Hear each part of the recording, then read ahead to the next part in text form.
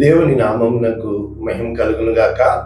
ప్రభునందు ప్రియులరా, మన ప్రభువు రక్షకుడు అయిన క్రీస్తు యేసు పరిశుద్ధ నామంలో మీ అందరికీ శుభములు. 27వ తేదీ మే మాసము 2025 సంవత్సరం. ఈరోజు దేవుడు నిన్ను నన్ను ప్రేమించి నీకు నాకు ఇస్తున్న అద్భుతమైన వాగ్దానము. నిజంగా దేవుని యొక్క మాటలు సత్యములని, ఆయన కార్యములన్నీ కూడా నిత్యము నిలుచునని నా జీవితంలో నేను అనుభవంతో చూసి మీకు నేర్పిస్తున్న ఇంకొక అనుభవంతో, జ్ఞానముతో, దేవుని యందు భయభక్తులతో మీరు ఏ విధముగా దేవునికి ప్రియమైన బిడ్డలుగా ఉంటే లోకంలో ఉన్నదంతయు దేవుడు ఎవరి కోసం చేశారు ఈరోజు విందామా? అటువంటి గొప్ప వాగ్దానము. మేము వాని యొద్దకు వచ్చి వాని యొద్ద నివాసము చేసేదము. మేము వాని యొద్దకు వచ్చి వాని యొద్ద నివాసము చేసేదము. యోహాను సువార్త 14వ అధ్యాయము 23వ వచనం. పూర్తి వచనము: యేసు ఒకడు నన్ను ప్రేమించిన యెడల వాడు నా మాట గైకొనును, అప్పుడు నా తండ్రి వానిని ప్రేమించును. మేము వాని యొద్దకు వచ్చి వాని యొద్ద నివాసము చేసేదము. 3 స్టేట్మెంట్స్ కనబడుతున్నాయి. మొట్టమొదటి స్టేట్మెంట్, ఒకడు నన్ను ప్రేమించిన యెడల వాడు నా మాట గైకొనును. కనుక మాట వినుట ఈక్వల్ టు దేవుని ప్రేమించుట, దేవుని మాట వినుట. రెండవది ఏమని చెప్తున్నాడు? అప్పుడు నా తండ్రి వానిని ప్రేమించును. అంటే యేసు ప్రభువు ఎవరిని ప్రేమిస్తాడో ఈక్వల్ టు తండ్రి ప్రేమిస్తాడు.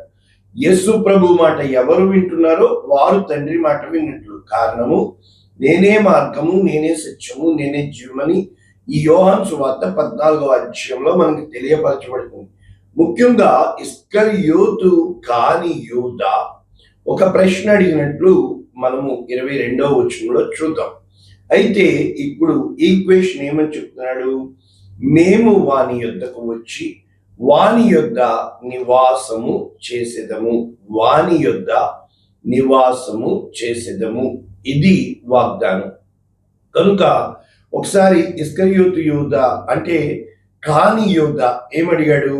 ప్రభువా, నీవు లోకమునకు కాక మాకు మాత్రమే నిన్ను నీవు కనపరుచుకొనుటకు ఏమి సంభవించెను అని అడుగగా దానికి యేసు ప్రభు వారు చెప్తున్న మాట. కాబట్టి ఇక్కడ ఇంగ్లీష్ లో ఏముంది? New living translation, John chapter 14 verses 23. Jesus replied, యేసు ప్రభు వారు చెప్తున్నారు, all who love me will do what I say. నేను చెప్పిన మాట వినే ప్రతి ఒక్కరూ నన్ను ప్రేమిస్తారు. నన్ను ప్రేమించేవారు నేను చెప్పే మాట లక్ష్య పెడతారు. Right. My Father will love him, and we will come and make our home with each of them. కనుక మేము వచ్చి వానితో నివాసము చేస్తాము, కలిసి ఉంటాము, కలిసి జీవిస్తాము. కనుక ఇక్కడ మనకి క్లియర్గా ఈ యోహాను సువార్త 14వ అధ్యాయము మనకి తెలియపరచబడుతుంది. ఏ విషయాలు చెప్పడానికి ప్రయత్నం చేస్తున్నారు? ఈరోజు మనం ఏమని పెట్టుకోవచ్చు అంటే అడ్రస్. అంటే యేసు ప్రభు వారు ఇక్కడ ఒక అడ్రస్ మనకి ఇస్తున్నారు ఆయన నివసించడానికి. ఉదాహరణకి దేవుడు మొత్తము సృష్టిని చేసి ఆదాముని చేసి ఆదాముతో కలిసి నివసించడానికి దేవుడు ఈ సృష్టిని చేశాడు. అయితే ఆదాము నాతో కలిసి జీవించడానికి ఒకరు కావాలి అంటే అవ్వమని చేశాడు దేవుడు. రైట్, అంతవరకు బాగానే ఉంది. అయితే ఎప్పుడైతే మాట వినలేదో దేవుడు వారితో నివసించడానికి ఇంకా హేతువు లేదు. కనుక ఒక చోట ప్రేమ లేకపోతే, ఒక చోట మాటలు పొసగకపోతే, ఒక చోట సమాధానం లేకపోతే అది ఎంత దగ్గర ఉన్నా కూడా మనం దూరం అయిపోతాం. కాబట్టి నిజంగా మన జీవితాల్లో ఈరోజు అనేక మంది యవనస్తులు పెళ్లిళ్ళు చేసుకోవడానికి సిద్ధపడుతున్నారు. నా జీవితంలో ఒక అమ్మాయి ఒక 10 నిమిషాలు కూడా లేదు, ఒక 5 నిమిషాలు పరిచయం అయింది. తను అడిగిన మాట, అంకుల్ గారు, నేను ఎవరిని పెళ్లి చేసుకోవాలి, పెళ్లి విషయంలో మీ అభిప్రాయం ఏంటి? నేను వెంటనే చెప్పాను, అంటే సిద్ధపడి ఉన్నాను కనుక, నీకెవరు బాగా ఇష్టమో వారిని పెళ్లి చేసుకో. ఎవరు బాగా నీకు ఇష్టమైపోయి వారితో ఉండిపోదాం అనుకుంటున్నావో వారిని పెళ్లి చేసుకోవద్దు.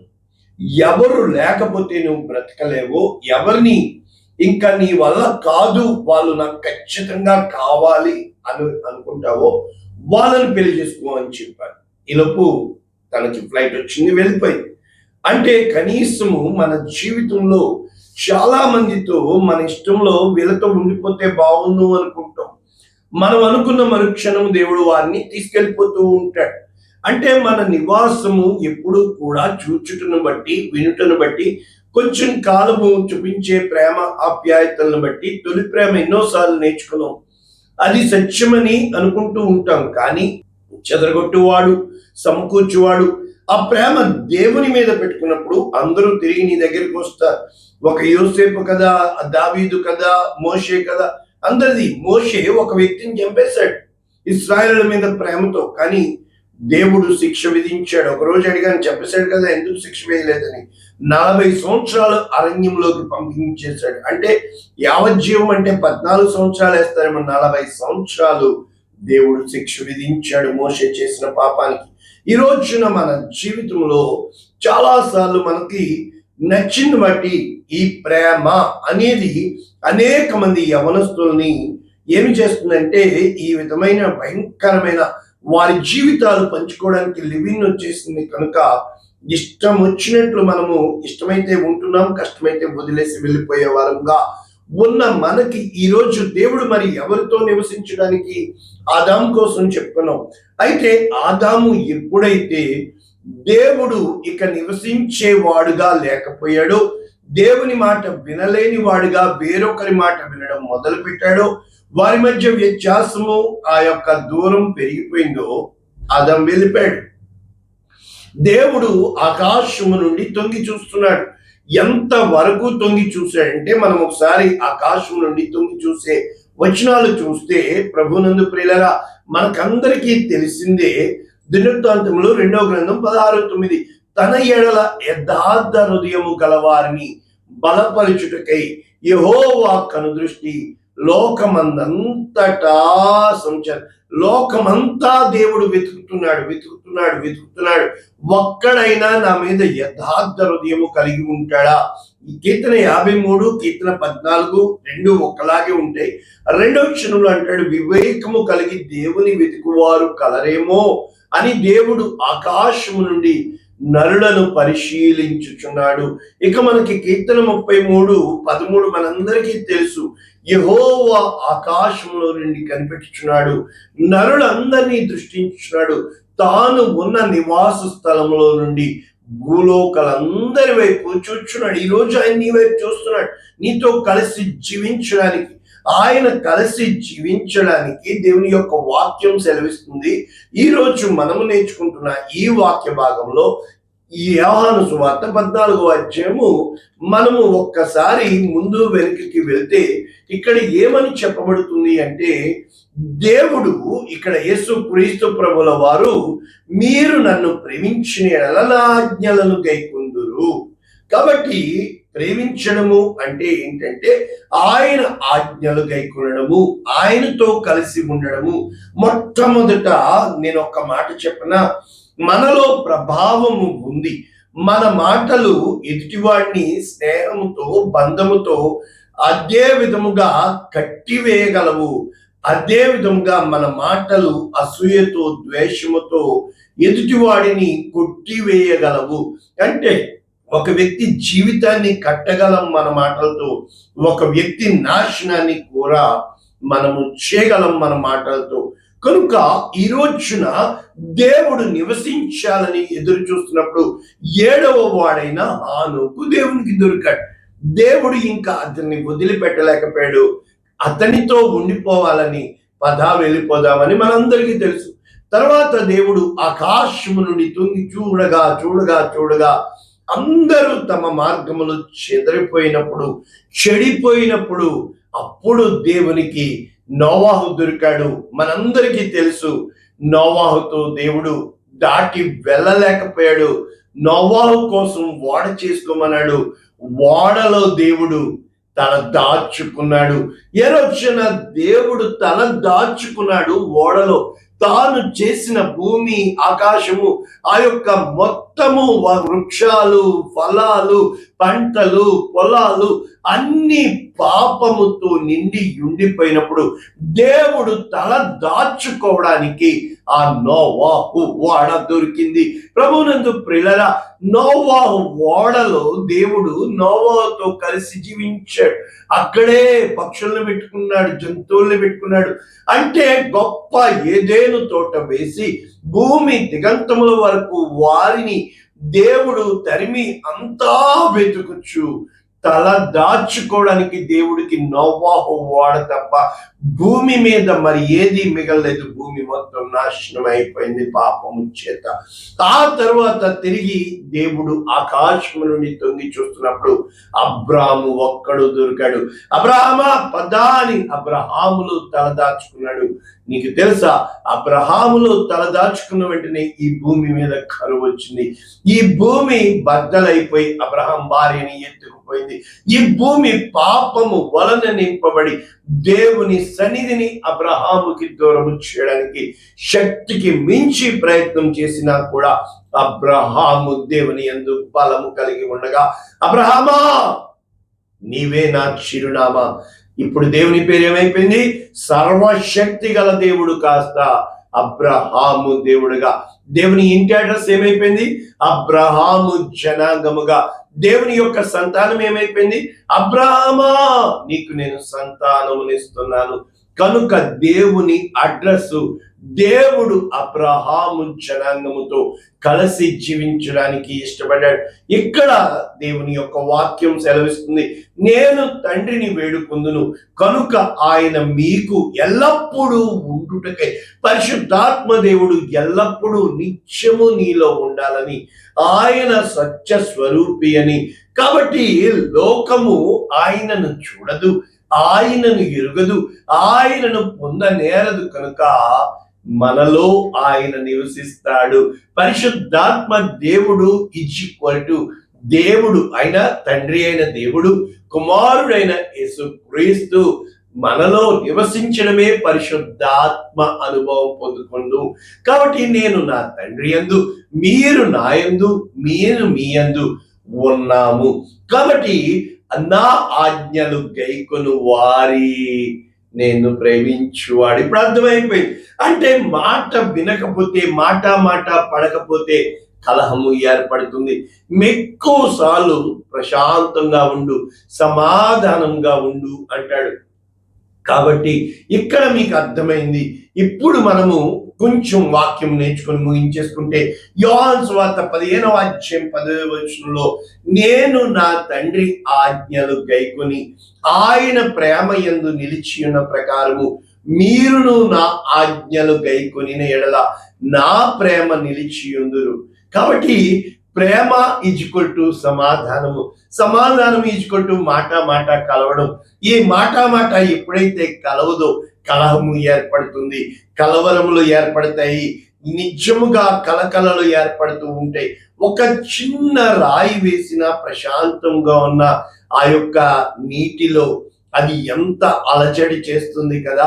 ఈ రోజున నిశ్శబ్దంగా ఉన్న దానిలో చిన్న శబ్దమైనా కూడా, మినుగురు పురుగు శబ్దం కూడా ఎంతగానో కీ అంటూ ఉంటుంది కదా. అదే విధంగా మొత్తం గడాంధకారం కలుముకున్నప్పుడు బహుశా అగ్గిపుల్లే కావచ్చు, అది కాసేపే వెలుగునివ్వచ్చు, కానీ ఆ చిన్న ఆ వెలుగు కూడా ఎంతో మరి ప్రభావం చూపిస్తుంది కదా.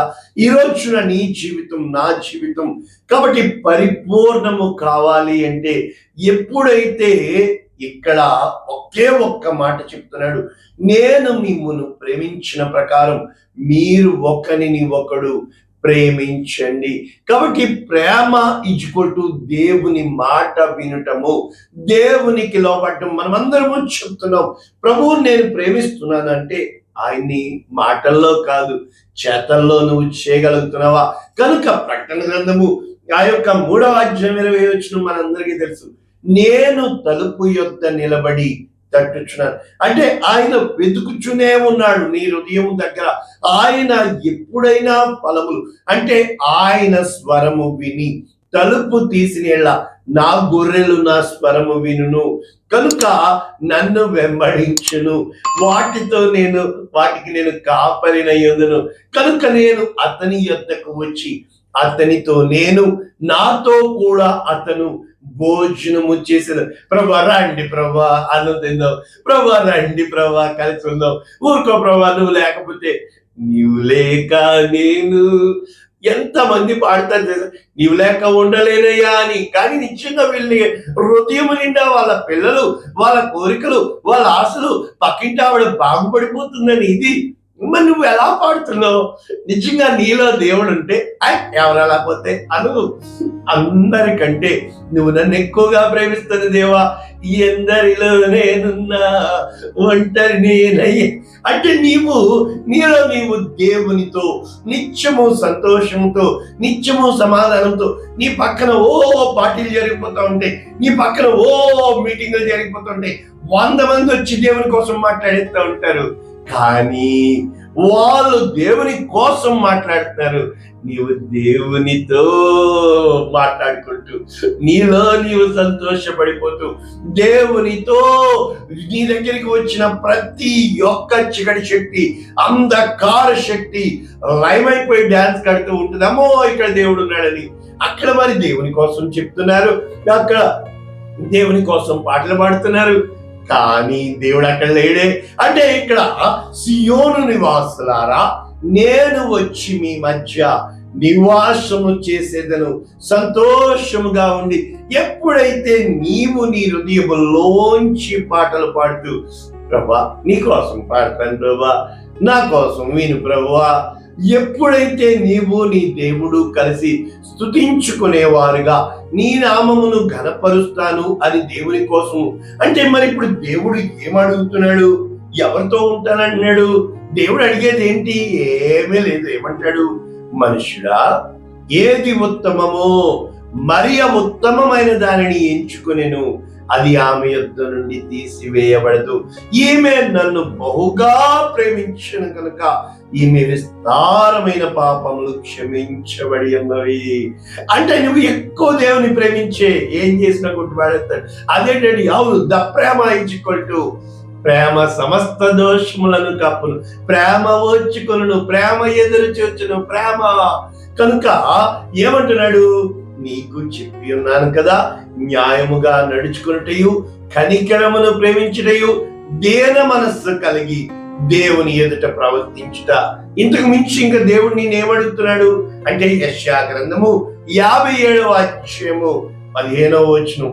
ఆయన ఎవరో తెలుసా?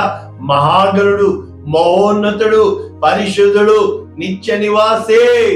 పరిశుద్ధ స్థలములలో, మహోన్నతమైన పరిశుద్ధ స్థలములలో నివసించువాడు ఎవరి వద్ద ఉండాలనుకుంటారు తెలుసా?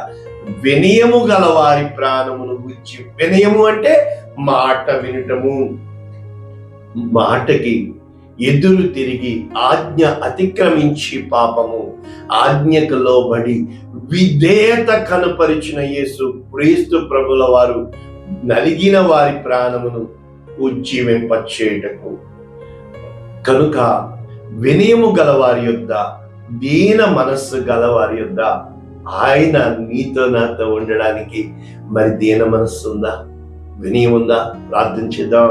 పరిశుద్ధుడా, ప్రేమ కలిగిన తండ్రి, నీవు మా మధ్యను నివసించే దేవుడవని, మాతో ఉండే దేవుడవని, మమ్మల్ని బలపరిచే దేవుడవని, మమ్మల్ని ఆదరించే దేవుడవని నజరేయుడైన యేసు నామమున ఈ వాక్యం వింటున్న ఒక్కొక్కరిని పేరు పేరు పేరు పేరు చొప్పున యేసు నామమున దీవిస్తున్నాము తండ్రి. ఆమేన్. God bless you all. దేవుడు మిమ్మల్ని దీవించును గాక. ఆమేన్.